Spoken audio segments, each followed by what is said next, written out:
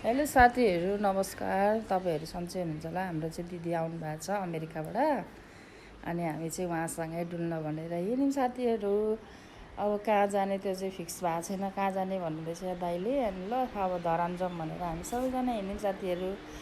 भाउजूलाई पनि हाई भन्नु, सबैजना मेरो भ्लगमा आउनु भनेको सबैजना हाई गर्नुहुँदैछ। दाजुलाई पनि हाई गर्नु दाइ भने, दाइले पनि हाई गर्नुहुँदैछ। अनि हामी सबैजना धेरै दिनपछि यसरी हिँडेको साथीहरू। कस्तो रमाइलो भयो, हुँदैछ भनौँ न, भएको छैन, भर्खर जाँदैछौँ। अनि काकाहरूलाई पनि सबैलाई मेरो युट्युब च्यानलमा चाहिँ सब्सक्राइब गर्नु भन्दै यहाँ जिस्काउँदैछु। भाउजू पनि हाँस्नु हुँदैछ।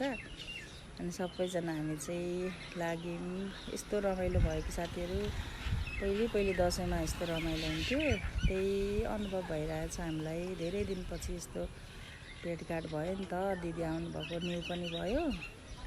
अनि हामी चाहिँ यसरी केराबारीको बाटो जाँदैछौँ साथीहरू। केराबारीको बाटो त थाहा छँदैछ तपाईँहरूलाई, कति राम्रो बनाएको छ। शीतल जङ्गलको बिचमा रोड है। अनि दिदी पनि कति राम्रो बनाएछौ भन्नुहुँदै थियो। अनि हामी यस्तो गर्दै जाँदैछौँ केराबारी कटेर जाँदैछौँ। त्यहाँ चाहिँ कति शीतल भइरहेको थियो। अनि यसरी जाँदैछौँ। अनि अब कहाँ जाने भन्ने सल्लाह पनि गर्दैछौँ। अनि अब धरान चाहिँ आइपुग्यौँ साथीहरू।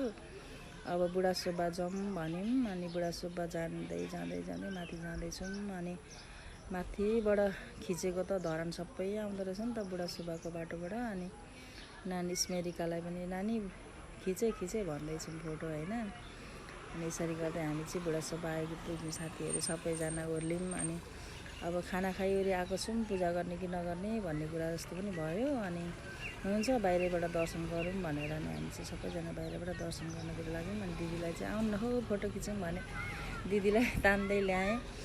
अनि अब के गर्नु, अमेरिका गइसकेपछि यही हेर्दै बस्ने हो होइन। अब सँगै बस्न पनि नसक्ने साथीहरू। अनि दिदी आएको बेला चाहिँ यसो के अरे मेमोरी राख्नको लागि पनि भिडियो त बनाउनु पर्यो नि त। अनि दिदी भाउजूलाई पनि आउनु है भाउजू भने। अनि भाउजू र म पनि धेरै भएको त यसरी नहिँडेको। नन्द भाउजूको पनि गयो। अनि टिकटक पनि बनायौँ भाउजू र मैले चाहिँ। अनि यसरी धेरै रमाइलो हुने कि साथीहरू। अब कहिलेकाहीँ हिँड्दा ओर्दा अब चान्स पाउँदाखेरि हिँड्ने हो। सधैँ डुलेर पनि हुँदैन हुन त, तर पनि मौका पाएको बेला चाहिँ हिँड्नुपर्ने रहेछ सबैजनाले। हामी चाहिँ अनि ल दिदीहरू सबलाई बोलाइहाल्छु कि म चाहिँ, आउनु नि हो आउनु भन्दै दिदीहरू पनि खुसी हुनुहुन्छ। अनि यहाँ आइज है संयम भनेको संयम पनि आयो मेरो भरा उयो चाहिँ। अनि यसरी हामी सबैजना फोटो भिडियो गर्दै हिँडिरहेको छौँ। अब दाइलाई पनि आउनु, दाइ पनि हाई भन्नुहुँदैछ। अनि यो चाहिँ म युट्युब च्यानलमा के अरे टिभीमा हेर्नु है भन्दै यहाँ सबैलाई भन्दैछु। अब कस्तो रमाइलो हुन्छ कि साथीहरू। अब आजको दिन गयो, भोलि पर्सिपल्ट हेर्दाखेरि यसरी हिँडेको रहेछौँ, यो ठाउँमा हिँडेको रहेछौँ भन्ने लाग्छ है मलाई चाहिँ। अब हजुरहरूलाई चाहिँ कस्तो लाग्छ? मलाई चाहिँ यस्तो मेमोरी राख्न धेरै राम्रो लाग्छ क्या मान्छेको जिन्दगीमा होइन। अब कुन बेला के हुन्छ कसैलाई पनि थाहा छैन। त्यही भएर यस्तो मेमोरीहरू बनाइराख्दा चाहिँ अरूलाई पनि राम्रो, आफूलाई पनि राम्रो हेर्नलाई होइन। अनि सबैजना आफ्नै धुनमा हुनुहुन्छ। कोही फोटो खिच्ने, कोही पूजा गर्ने। अब नानी चाहिँ म धागो बाँध्छु मम्मी भन्दै चाहिँ, उसको चाहिँ भोलि इक्जाम पनि थियो, मैले जबरजस्ती ल्याएको। अब इक्जाम कस्तो हुन्छ भन्ने उसलाई पुरा टेन्सन छ फेरि। अनि ल पूजा गर्न त भगवान्लाई म पास जाऊँ भनेर अनि त्यसलाई पूजा गर्न लगाएँ। अनि मन्दिर कति राम्रो छ कि बुढा सुब्बा मन्दिर। हजुरहरू सबै आउनुभएकै हो यो मन्दिर, सबैलाई थाहा छँदैछ। अनि नानीले पनि पूजा गरी अनि धागो पनि बाँध्दैछ। अनि यहाँ भाग्यो भने चाहिँ अब आफूले मनमा लागेको कुराहरू पुरा हुन्छ भन्ने लागिरहेको छ। अनि उसले धागोहरू बाँध्दैछ। अनि मलाई पनि बाँध्नु मम्मी भनेर, कसेर बाँध्नु है भन्दै मलाई सिकाउँदैछ। अनि छोरीले बाँध्यो, मैले पनि। अनि मजाले टाइट बाँध्नुपर्छ अरे क्या यहाँ चाहिँ, नखुस्ने गरी। अनि मैले टाइट बाँधेँ। अनि बाहिरबाटै दर्शन गऱ्यौँ होइन। अब खाना खाइवरी गएको थियौँ, भित्र पस्नु पनि मन लागेन। अनि उस भदालाई भोक लागेर चिप्सहरू खान थाल्यो। अब हामीले चाहिँ 12 क्षेत्र के अरे बुढा सुब्बालाई बाई गर्दै हर्क साम्पाङको रिसोर्टमा जाने डिसिजन गऱ्यौँ। अनि अब हामी चाहिँ त्यहाँबाट हिँड्नेतर्फ लाग्यौँ साथीहरू। गर्मी त अब त्यस्तै नै थियो यहीँको जस्तो। हेर्नु न त्यहाँ पसिना टल्केको। अब मलाई जस्तो पसिना चाहिँ फेरि संसारमा कसैलाई आउँदैन होला साथीहरू। अनि हामी चाहिँ अब यहाँ हर्क साम्पाङको रिसोर्टमा आइपुग्यौँ साथीहरू। तपाईँहरू को आउनुभएको छ छैन हौ। म त पहिलोचोटि हो, 2 चोटि आउने भन्दा भन्दै आउनु पाएको थिइनँ। यो चोटि चाहिँ जुरो दिदीले गरेको देखाइदिएँ। अनि यहाँ सबैजना ओर्लिम टिकट काटेर पस्नुपर्ने रहेछ। अनि नानीले स्मेरिकाले टिकट काटी अनि पस्यौँ। अनि यहाँ नेपालको झन्डा सबै कुरा क्या साथीहरू। मलाई त कस्तो राम्रो लाग्यो। अब हजुरहरूलाई कस्तो लाग्छ आउनु होला, बुझ्नु होला होइन। कति मेहनत गरेर बनाएको क्या त्यस्तो ठाउँमा होइन। पुरा खाल्टो ठाउँमा यस्तो कुदेको छैन नि त, मान्छे नै जस्तो लाग्ने। तपाईँहरू त गइसक्नु भएको होला, तर मलाई चाहिँ साह्रै मन पर्यो कि।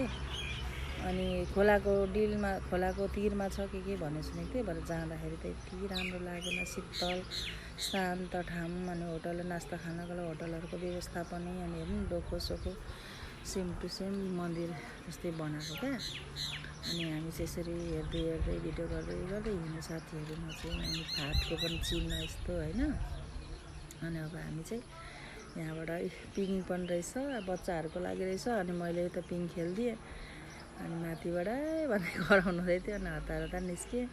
अनि हामी चाहिँ सबैजना थाकेर यहाँ चौतारामा बसिरहेका छौँ। अनि यस्तै हो, रमाइलो भयो साथीहरू। अब सबै यो छुटेर कता पुग्छौँ होइन। अनि यसरी म चाहिँ हिँड्दैछु, भिडियो बनाउँदैछु।